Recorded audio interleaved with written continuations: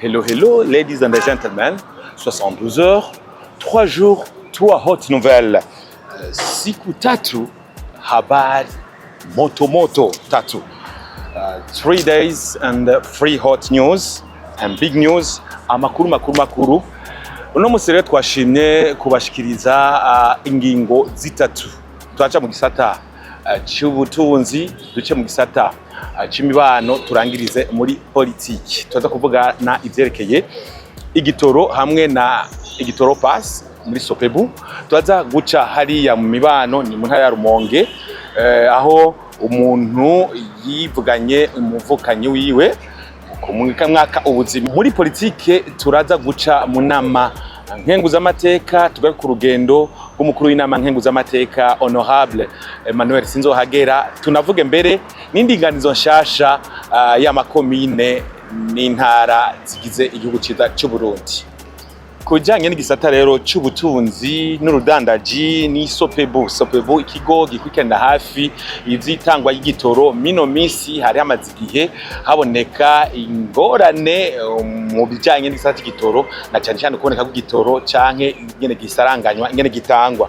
Ugiye kuraba rero kino kigo Sopebu kimaze kubaho, carashoboye gukurikirana ku mwanya ibijanye n'indinganizo yo gutanga igitoro, abantu bakironka byoroshe. Rero uburyo bwo gukoresha ubuhinga bwa igitoro pass nibwo buriko burakoreshwa ubu.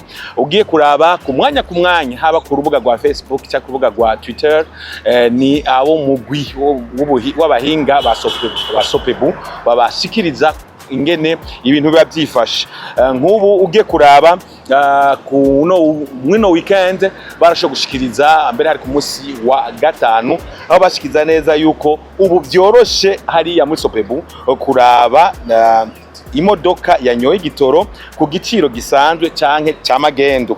Ngo abashoferi rero basabwa kwirinda gutwara nabi abene gihugu canke ngo babazimbe.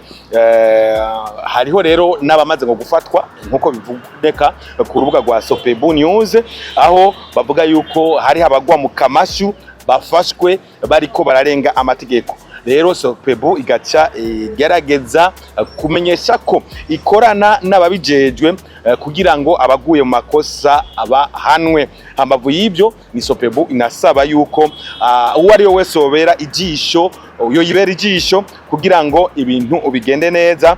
Bikaboneka neza rero ko abantu bariko baranywa igitoro mwino misi bakoresheje igitoro pass, bomenya neza ko n'abafite ingendeshwa yuko Sopebu bavumbuye ubuhinga bwo kubona abantu banyoye igitoro ku giciro gisanzwe kizwi gitekanijwe n'amategeko canke abakinyoye kuri magendo.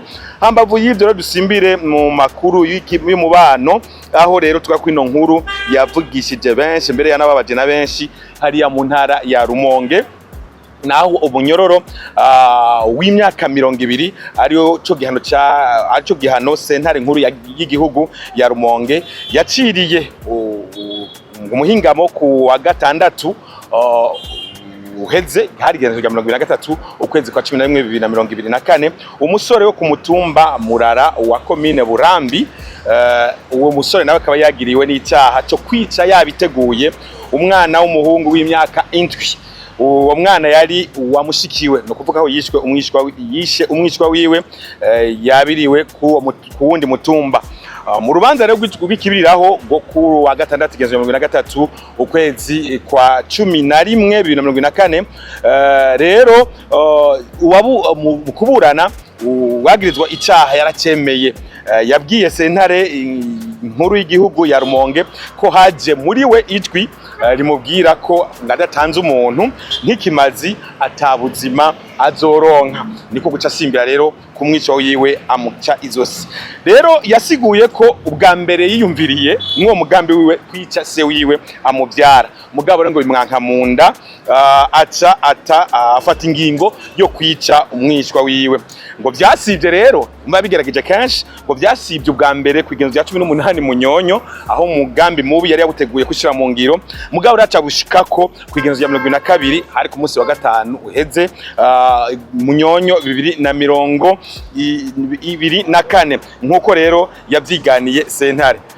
yamwishe rero amukereye izosi. Umuntu agaca yibaza mbega yoba yamuhoye iki? Hari ico bapfa? Aravuga ko ataco bapfa, ahubwo ko yabishitseko kugira ngo yishure ngo kuri ryajwi. Iryo jwi rero umuntu aca yibaza mbega n'ijwi rya shetani, ry'Imana, ry'abazimu, ry'ibiharadabu, ryoba ryaramubwiye yuko ategeza gutanga ngo umuntu kugira ngo azoshike ku butunzi. Mbega none ko yamwishe hanyuma akaba yaraciriwe runo rubanza rw'umunyororo w'imyaka 20 yo gupfungwa, mbega nibwo bwo butunzi yari yiyumviriye gushikako canke nibwo butunzi ashitseko?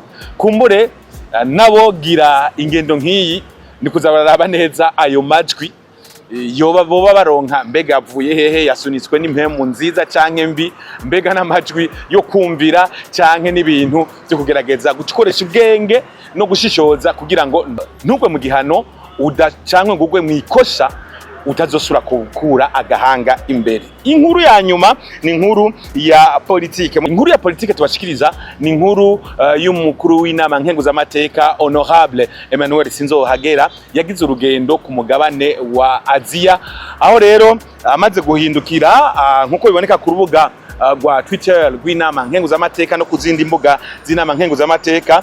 N'ubutumwa yashikirije très honorable Emmanuel Sinzohagera, aho yagize ati mu gihugu cy'Ubushinwa duheruka kugendera abene gihugu baho twasanze ubudasa bwabo bwabahindukiye inguvu mw'iterambere.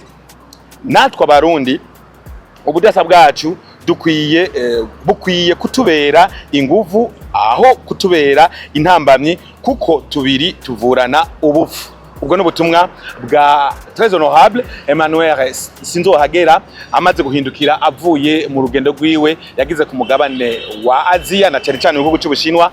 Ati rero ubutandukane bw'Abashinwa bubatera inguvu n'iterambere, agatera kamo rero k'abarundi batofatira ku budasa bwabo ngo batandukanye, ahubwo ubudasa bwacu nk'abarundi bukwiye kutubera inguvu aho kutubera intambamyi, kuko ngo burya tubiri tuvurana ubupfu. Nuko ni ubutumwa buboneka ku mbuga z'inama nkenguzamateka ku mugenekerezo rya 23 Munyonyo 2024.